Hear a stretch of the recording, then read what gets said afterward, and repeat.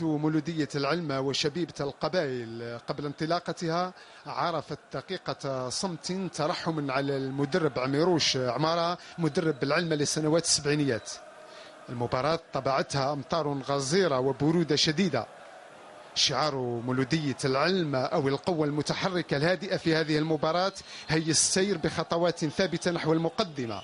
أما شبيبة القبائل فعنوانه العريض البحث عن إعادة الهيبة المفقودة لفريق اسمه شبيبة القبائل. محاولات الشوط الأول كانت بدايتها للزوار دون أن تشكل خطرا كبيرا على مرمى بيرفان. من الناحية الأخرى الرد المحلي افتقر إلى الفعالية واللمسة الأخيرة. صورة الأسبوع وهوس كرة القدم الساحرة أغوت الصغار وخطفت عقول الكبار. لا تسأل عما تفعل، وإذا فرض عليه السؤال أجابت: ألم تسموني الساحرة المستديرة؟ آخر محاولة في المرحلة الأولى كانت لأصحاب الأرض وكان وراءها عباس، والصفر لمثله نتيجة الشوط الأول.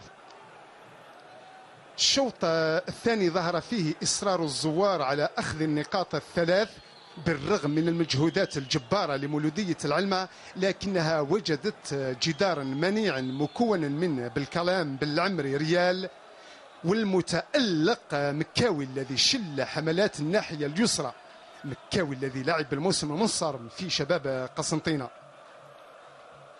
مولودية العلمة كاد يصل إلى شباك الشبيبة بعد محاولة رائعة قادها ديارة عندما وجه الصاروخية عن بعد اصطدمت بالعمود القائم، تبعت بعمل آخر كان وراءه دوما ديارة، وعسل اضطر إلى إخراج الكرة إلى الركنية.